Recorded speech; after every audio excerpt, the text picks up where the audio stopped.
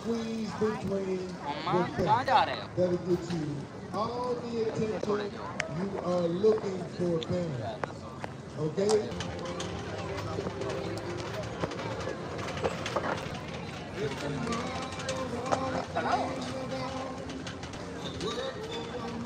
All right, we're now in front of the White House. I'm gonna keep speaking until my my phone dies here. But they had closed off the gates, I guess for an Easter thing, but now they're open. And this message is for Donald Trump. I don't know if folks can see my shirt, but my shirt says Brown, born in USA. I'm next, right? I was born in Doylestown, Pennsylvania. Grew up in New Jersey. And I can only assume that I'm the next logical step for them to disappear people whose speech they don't like. So I invite Donald Trump and his minions to come out and take me if they'd like. We've seen blatant cases in the last month of people being disappeared without due process. You understand what that means? Without due process of any kind. You had a green card holder, an active visa holder, a legal U.S. resident who was sent on a quote-unquote air to an El Salvadorian mega prison without due process, where he's probably going to die and he'll never see his family again. Do we understand how insane that is? Do we understand what that paves the way for? Yes, sir. That's right.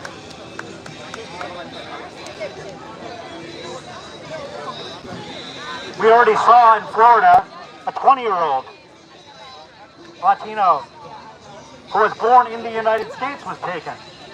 Now he was released, thankfully, but he was taken without, same thing, without a crime, without being booked for anything. Do we understand where this goes? What path we're headed down? Yes, sir. You know, in Trump 1.0, some of this stuff might have actually been behind the veil. It might have been hidden.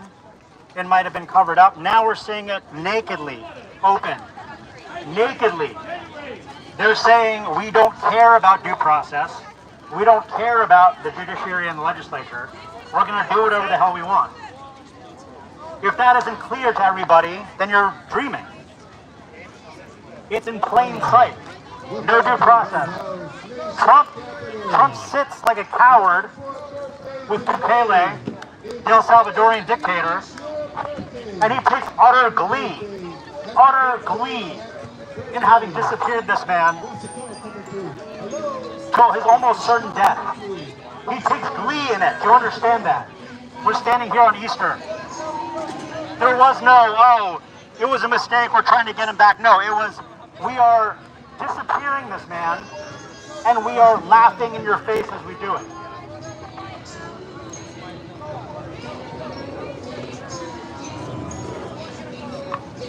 The White House tweeted a New York Times article where they doctored the headline, basically saying to that effect, fixed it for you, New York Times, when they called out the fact that he was disappeared without due process.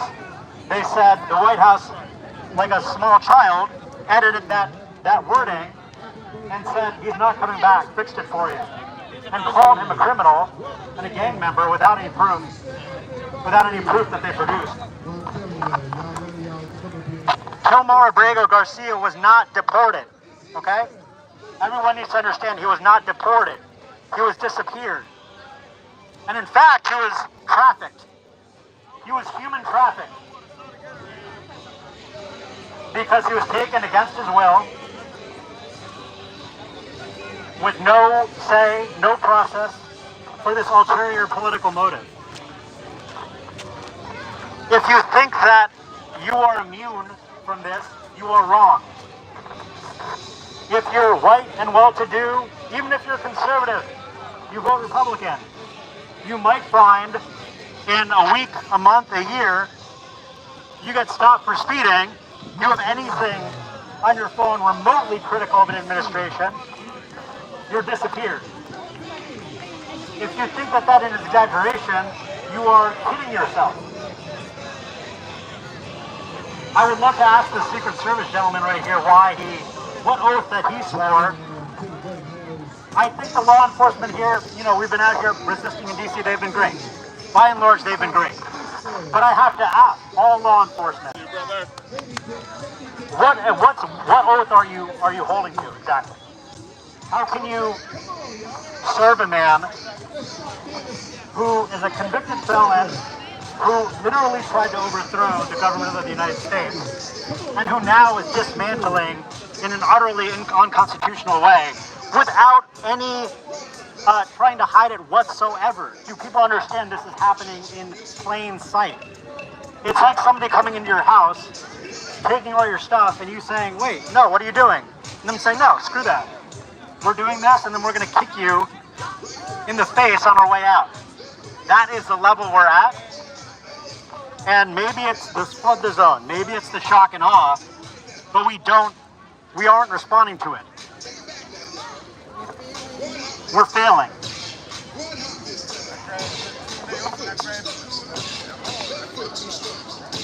It is nice to see people out here visiting DC. It is. A lot of folks from across the country, I'm sure. A lot of folks from abroad. The freedom of people to be able to do that, again, you might find soon you won't be able to, especially if you're brown.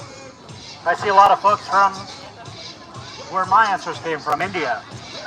Folks from India, folks from Bangladesh, folks from Sri Lanka, folks from Nepal. Even if you have a red hat on, you might find that you get stopped at the border because you don't look the right way.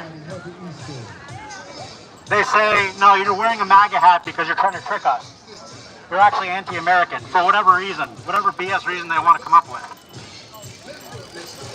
And they'll do that. There's a reason that that expression exists. First they came for X, then they came for Y, then they came for Z.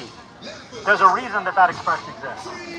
And if you don't think that you're in that chain, you are dreaming. So Donald, I'm right here. Everyone is here. This is in plain sight. Come talk to me. We can talk peacefully about what you're doing, and we can have a debate, and all these good people can watch us. If you're so set, if you're so certain about what you're doing, if you think it's so virtuous and so legal, come out and talk to me. Come on, I'm right here. Or if you think that this is a danger to national security, then take me away. Right? That's what you're doing, right? Anybody who dares say anything, you're just disappearing them? People know that I'm out here. They know that if I get disappeared, yeah, well, I mean, what do you want to say? You're not going to say no why. We got a guest speaker. I don't know what. How you get it? Free all the men, man. Free all the men.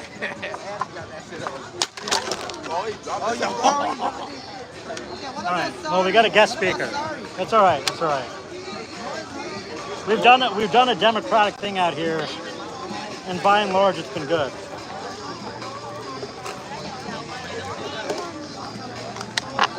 This thing is tough. Yeah.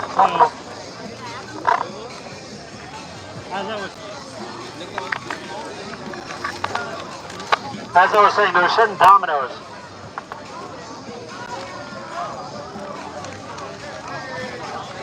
When you travel down this road, you do more and more things because you're testing the waters of what you can get away with.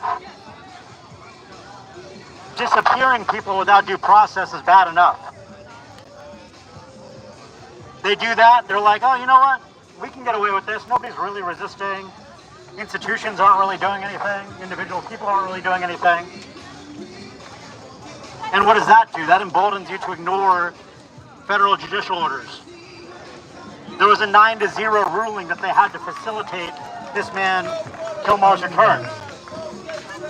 And they stalled on it. They stalled it. Not only did they stall on it, but they basically laugh in our faces saying, oh, we can't compel Bukele to return this man. He's a prisoner there now. That's absolute BS, and everyone knows it. They could return that man in 5 seconds. But this is what happens. This is one of the markers. You allow this to happen.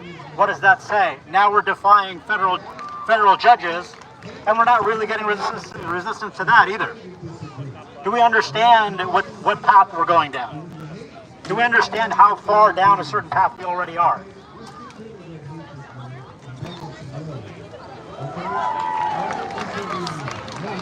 For anybody who's listening who's not aware of Project 2025, if you do nothing else, please go home and Google that.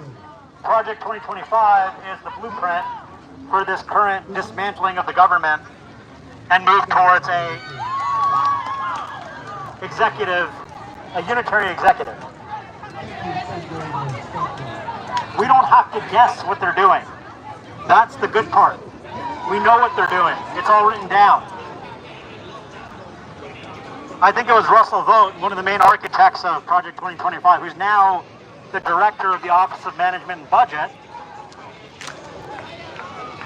He said, it was either him or one of the other main architects said, that Project 2025 is being implemented way faster than you could have ever imagined.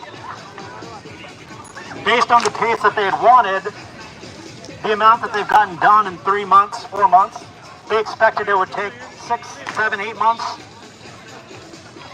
And now something like 45% of the provisions in Project 2025 are either already passed or set to be passed.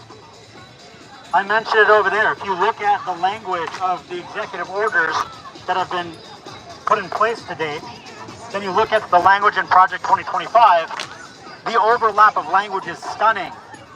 It's stunning. There's a little bit of paraphrasing, but the language is pretty much overlapping. So we have the game plan. We have the game plan. We know what they're going to do. We know that they don't care about the rule of law. We know that they don't care about institutions. So the only thing that stops this, and I really believe this, the only thing that stops this is people power, is mass resistance of citizens of every background and ethnicity and orientation and political affiliation and geography, and all of those folks using whatever tactics they can, all lanes, from totally peaceful demonstrations to civil disobedience. That is nothing short of that is going to reverse this path that we're on. I'm sure that there's folks attending right now that are here that are from countries where they've seen this, or they're one generation removed from where we are now. And there's a reason that pretty much everybody you talk to from abroad is saying, what are the Americans doing? What are they, nuts? How are they not in the street, in mass, every day, by the millions, pushing back against this? They're honestly bewildered. They don't know why. They can't understand.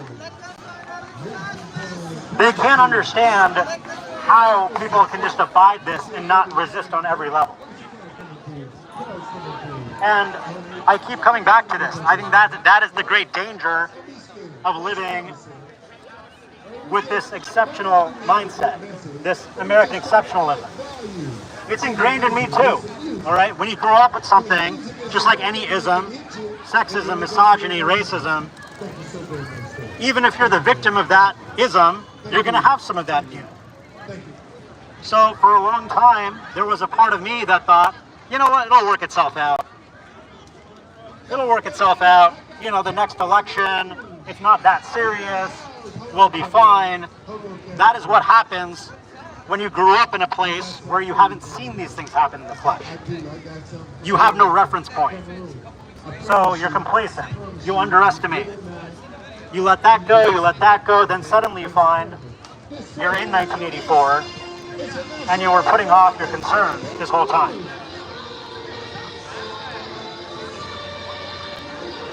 And we're not in the prelude to this path.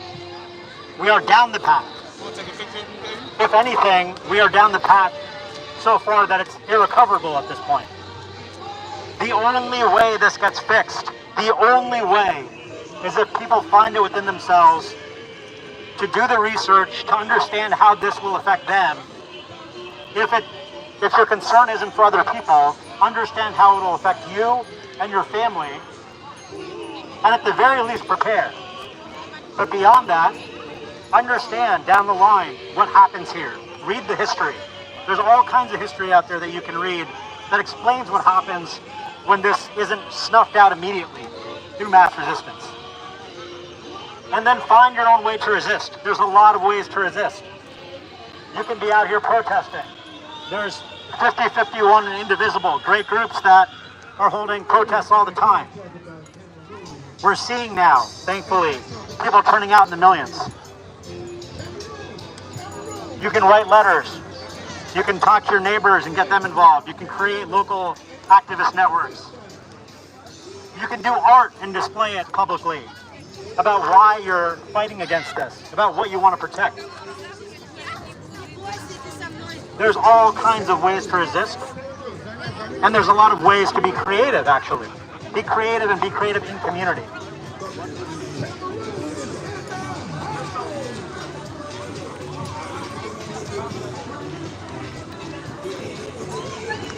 So this is especially, for me being brown, it's especially scary because even if I'm as American as it gets,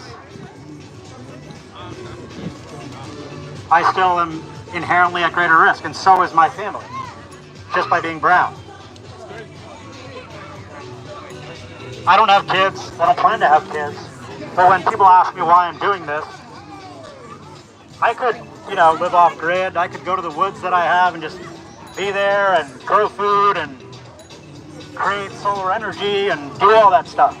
I think of my little cousins and I think of my nephews and nieces. One of whose birthday is today, by the way. She's turning 8 years old. You think I'm going to allow us to turn into a society where she can't speak her mind? You're nuts if you think I'm going to let that happen. If I'm not going to resist that. Or if she, when she turns 18 and goes to university, if we even have any universities left, says the wrong thing, dares to say anything remotely critical of the U.S. empire, and they do to her what they did to Rumesa, and 5 cowards in plainclothes and hoodies come up and take her and send her to Louisiana because they're cowards and they won't try her for whatever bullshit crime they came up with. They send her to Louisiana because it's out of sight. You think I'm going to let that happen? They're not going anywhere. They were born here and they're going to grow up here. And even if they aren't at risk, even if I had a crystal ball that said I could look into it and say, they'll be fine. Who among us wants our children or grandchildren to live in a police state where speech is silenced, where you have to watch everything you say, everything you write down, everything you tweet? Do you understand what that does to mental health? Do you understand what that fear does? You think I'm going to let my little cousins and my nephews and nieces grow up in that circumstance? There's no way. So I keep saying, Donald, I'm right here. Come out and talk to me. If you're so tough, if you think you can just disappear people without due process, I'm right here. Brown, born in the USA. Come send your minions to get me if what I'm saying is such a threat to national security. We can have a conversation. There's a lot of people out here. We can have a conversation, open, honest. We can live stream it for everyone to see. If you're so confident, if you're so brave in your views, come out and talk. Or when I go to my truck, will I disappear?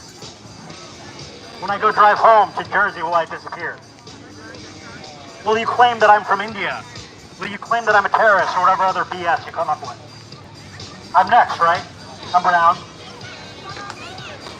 I dare to criticize the policies of Israel. I guess that makes me anti-Semitic in some universe. That's the line that we've been fed. you're gonna find whatever pretext you need. So I'm right here. Let's see you do it in front of all these people. Come on.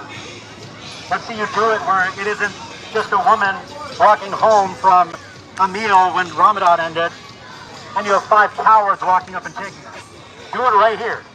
All right, once again, this for all of the parents.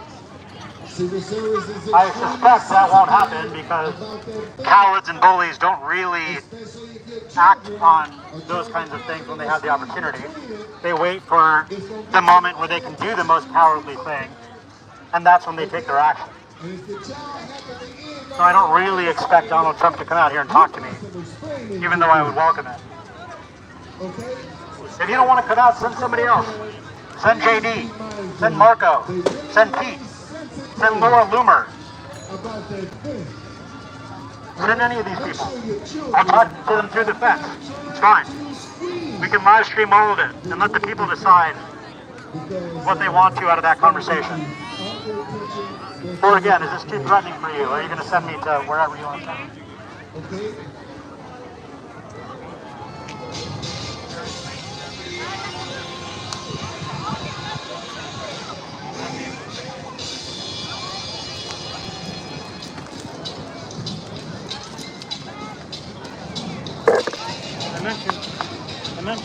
I mentioned before that I'm a therapist. That's what I do as a career. And instead of talking to me, I'll offer you free therapy. How about that? Because as much as I loathe what you do, your behaviors, I recognize that inside of you, you probably are pretty empty. You probably are in a lot of pain. You probably really just want to be loved and all that good stuff. You probably have never really had that. Your dad was probably a POS. That's what we do when we don't have our inner world straight, when we don't understand ourselves, we don't have self-love. We lash out, we demonize, we use cruelty to get our fix and our validation and our sense of worth. And it's a terrible, terrible place to live. It's a terrible place to live. And no one deserves it. Not even Donald Trump. That phrase, hurt people, yes, it's a cliche, but it's very true. And we see what Donald Trump and his behavior, we see that extended to the world of MAGA. I mentioned over there the idea that folks that have attended our rallies saying, I lost blah to MAGA. I lost my cousin to MAGA. I lost my husband to MAGA. I lost my niece to MAGA. That's a very specific phrasing. I lost this person to MAGA.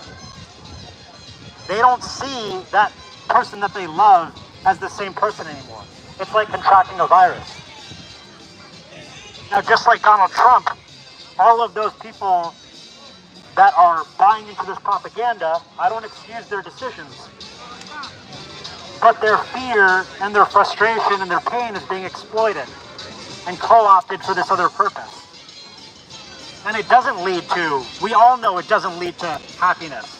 No one who's feeling this stuff when they go to sleep feels good about themselves, feels good about what they're saying, feels good about what they're doing. I can guarantee you that as a therapist. But that's what happens when you elevate someone like this to the highest level and we allow this propaganda to go unabated and just rip through communities and entire parts of the country like wildfire. Suddenly you have good people, good honest people that have no understanding of why they hate and why they blame and why they fear. They've been pounded with the same messaging over and over and over that part of them is now front and center and they can't get away from it. Surely somebody who only tells you who to blame and who to hate and who to fear doesn't really have your best interest in heart. Surely.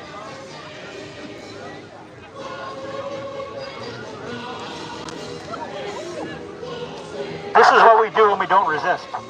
We allow that propaganda and that mentality to continue to rip through the population like a virus. Until folks are so down that rabbit hole that would take either danger on their doorstep, something very personal happening to them, or years and years of therapy to undo. And we're doing this in mass, and that man and his administration are at the forefront of it. So come on, Donald. I keep saying I'm right here. I'm right here. Come talk to me. My shirt says Brown. Born in the USA.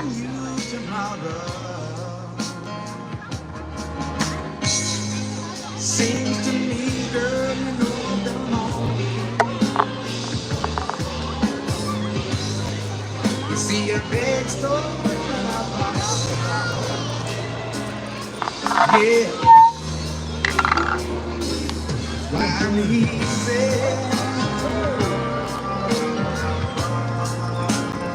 Easy like Sunday morning.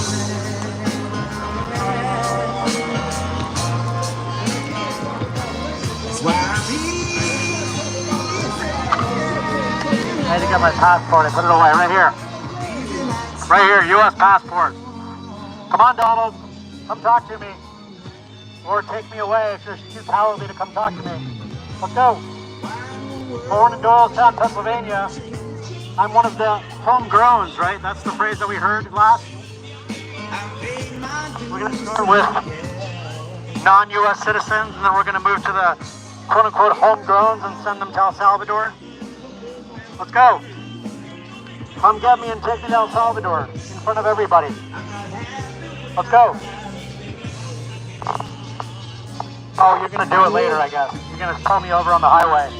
You're too cowardly to do it in front of everybody else, right? I got people watching this. People know where I am. They'll know if anything happens to me. They'll know what really happened. Because I'm not going anywhere. I'm not going on vacation. There's no reason for me to not be in contact with my friends and family. So let's see what they do.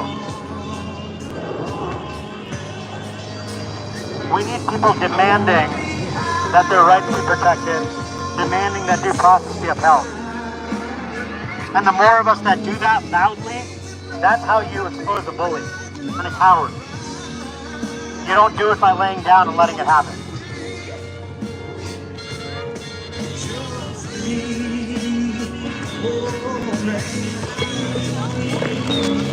Oh. No, that's not true. Moving on up a little bit. Come on, Donald. I'm waiting. Waiting for you to come out. My shirt again, it says Brown, born in USA. I'm next, right? Come on out. Come talk to me.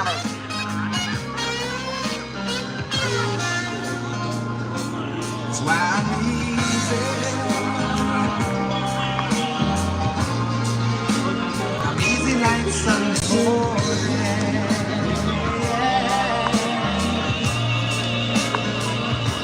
That's why I'm easy.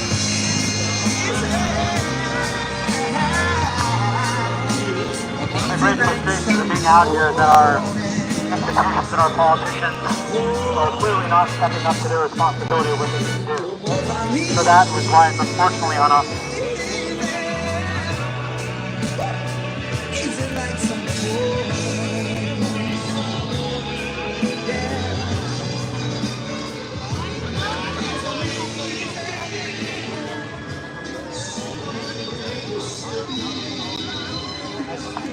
I said a lot of things now that, other people have been disappeared for. Especially, I think that Israel committed a genocide and is committing a genocide in Gaza. Yeah, I do think that. But that's grounds for anti-Semitism, right? Yeah, it should be taken away. If you're being consistent, I should be taken away. I'm criticizing you, I'm calling you a coward.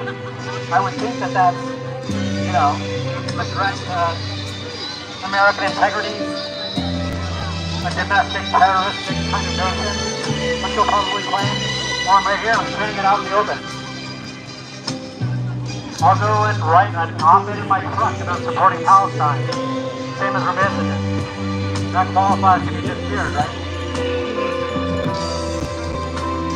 If you have any ounce of courage, if you have the slightest ounce of courage, you'll come out and talk to me in front of all these people. But I suspect you won't, because they're cowards.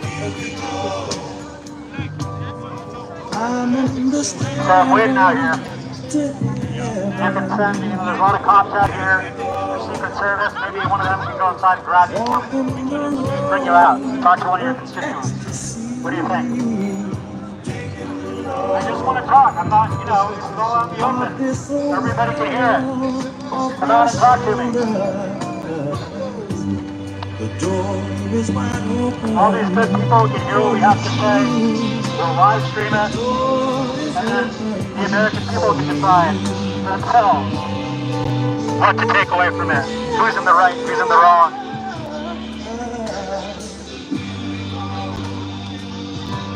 Still in a moment of pleasure,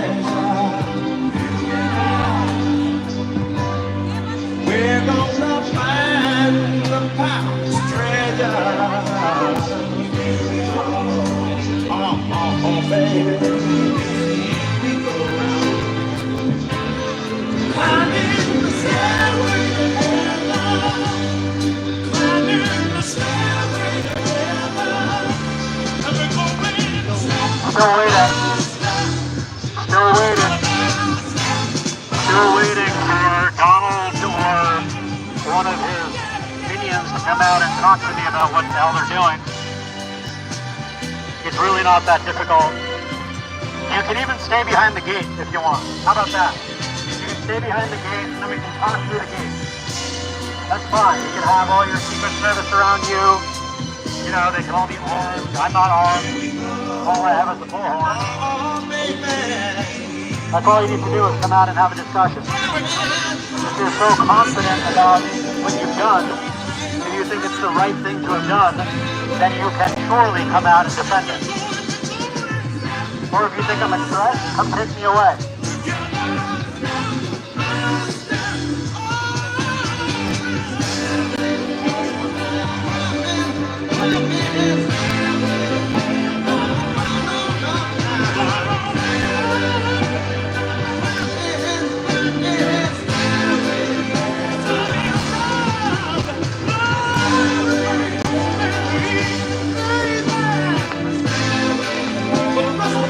I want to say something by the folks that I've been, if I have enough batteries, the folks that I've been resisting with have been amazing. A lot of folks that are new to activism, new to all this, and yes, there's probably privilege that comes in with just getting involved now, but still, it doesn't matter. So many people across this country that have stood together and drew a line in the sand, and they continue to. Increasingly at risk to themselves. And I've met some amazing people. Some really, really amazing people who I never would have met otherwise. People who care about other humans, people who care about the rule of law, people who are terrified of what the direction we're going in, especially means for their children and their grandchildren. Amazing people. And there's been great joy in a way in the resistance because you meet people that are like you. You meet people that are from Texas, are from Mississippi, are from California, are from Georgia. Folks that you would never be in contact with otherwise. You form amazing connections. You find joy in fighting for the things that you care about. And you try to get your fellow citizen to understand what's at risk. There's a righteousness and a joy in that. And I've experienced a lot of that in the last 2 months.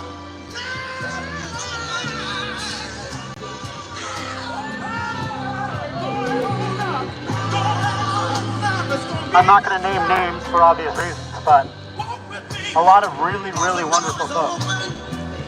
And every time that I feel a little hopeless, I look around and I think, damn, everybody's still asleep. I go back to that village and I recognize the righteousness of what we're doing, and I feed on their energy. More and more people are waking up to that growing wave. More and more people are getting involved. More and more people are getting emboldened, and we need that to happen in mass now, because the windows are quickly closing to stop this. But before I sign off here, I just want to stress, as I said, my shirt, if you can read it, it says, Brown, born in USA. I'm next, right? I'm here because I am challenging this administration.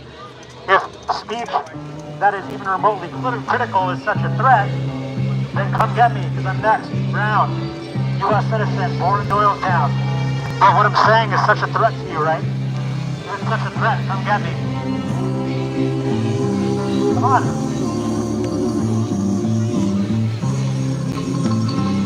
As I said before, cowards don't usually back up their actions when they have the risk of being exposed, so I don't anticipate getting stopped or taken away here, but I'm going to have to watch keep my head on a swivel once I leave here, unfortunately.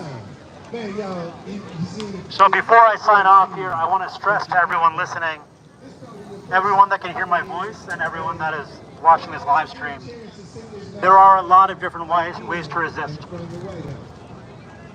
You don't have to jump in and do some civil disobedience.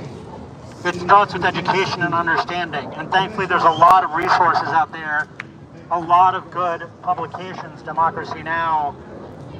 Is a primary one, where they cover in long form the issues of the day in a way that is thorough but accessible. You can understand where we are by watching more independent media. And you can, as I mentioned before, you can go to these websites that are independent and they're tracking what's happening. They're tracking Project 2025 and they're tracking the progress that's being made. And using that information, that understanding, you are now educated and you can decide what you want to do. And that doesn't have to look like putting risk out there right away. You can write letters, you can send postcards, you can make art for public display. You can just be a support person to other folks in your community that are more out on the front lines resisting. And today is your birthday. There's a lot of different ways, and the beauty of this is, even in these dark times, I've found that there's a lot of creativity, imagination, solidarity, a lot of beautiful things that come out of this moment, and that I've actually been privileged to enjoy with the handful of folks and more that have become very close in just a couple of months. So please, this isn't a call to throw everything away and put everything on the line. It's just a call to take the next step in your understanding, in your education, and then your action.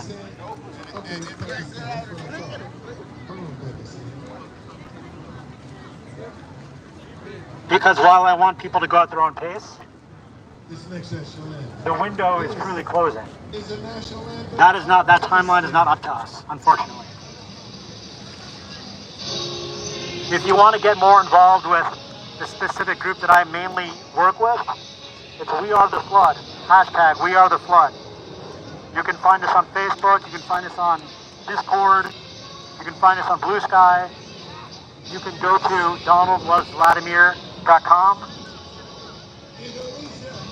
and you can go to our YouTube channel as well as wearetheflood.net.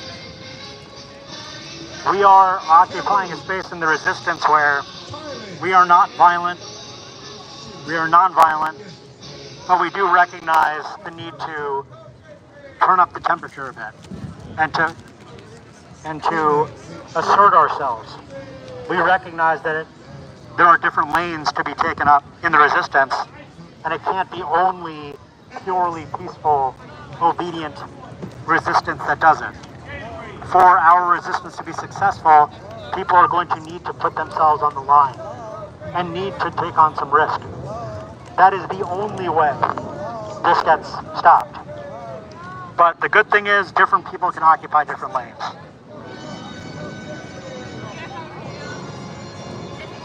So check out those resources. A great place to start is to attend a local protest if you haven't. You don't have to come to DC, although that would be amazing. You can go to Hands Off, the website, I believe it's handsoff.org, and they have a listing of all the different events that are happening, ongoing nationwide. And as I mentioned, the two larger groups, Indivisible and 5051, are having ongoing events as well, local events and national days of protest. Please, if you haven't been to a protest, attend one. It's not just doom and gloom, it's not just destroying what we don't want. You get to be in solidarity with people that really do hold the beliefs you do. There is a great joy in that. There's a great joy in being within a crowd of people that want the same things for humans as you do. It's a really beautiful thing. So it isn't just an energy drain, it's inspiring.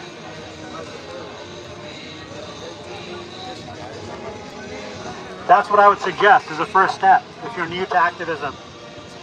Find a protest, totally peaceful protest. Maybe it's at your state capitol, maybe it's at DC, and attend. Take a friend with you. Take whatever precautions you need. Bring water, bring snacks. Attend for part of it, don't go for the whole thing. But now is the time to act. Afghanistan. Once again, this is a little public service announcement to all of the parents. Secret Services, all right, y'all. About that event, especially if your children are trying to squeeze between. Do you mind if I turn this, or can I? Okay. Find themselves I was in on the other side of that fence. You guys yeah. can explain 14, it to 15, me. 16. Okay? All right? Yeah. We're going to pull you aside and talk to you. So please, parents, be mindful that your children are not trying to squeeze between the fence. Thank you so much, guys. I appreciate your work. All right? Yeah, no, we were here for 14, 15, 16. I don't know if you've heard of We Are the Flood. I was here. Oh, you're here. I think I saw it. I was on the stage. I may have seen you. I have the sign that says Black Lives Matter. Oh, I and he asked me to come up on the stage before you all were coming over here. Okay. I might have included you in our, because I did a slideshow. Yeah, like a montage. Okay. So I think I might have included you. Are you in the area? In the area. Okay. Yeah. But I'm like you. I mean, why are people not out? You're where are you from? You grew up. I'm just like you. I wasn't born here. I'm literally like you. I'm walking with my passport. Yeah. But the thing is, if they were to run up on me and take the passport, how do I know they're not going to disappear the passport? I mean, that's the thing. Like, what I've been saying is, like, I take my precautions. Yeah. I'm out in the open because I'm like, Yeah. that's the whole point. Like, Somebody has to have the courage. they're gonna say do whatever they want anyway. Right. Somebody has to have the courage. There's a who was here earlier. She's from Kazakhstan. Right. Oh yeah. I think. Aliyah. She was here earlier. She was here. She had blonde hair. Yeah.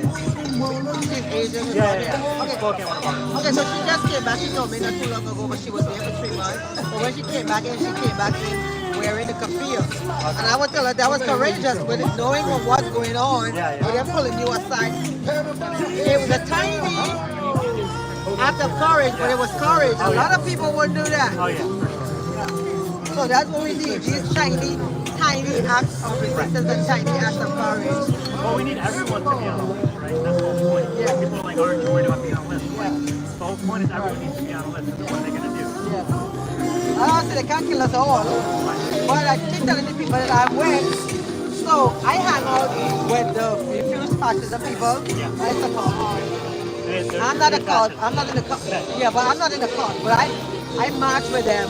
But I know they're a cult, so I don't go to their meetings or anything like that. Organized groups are kind of like insular. But they're cult. They're cult. Oh no. Give them 10 minutes and they start talking about oh, I'm sorry, I didn't even. No, no.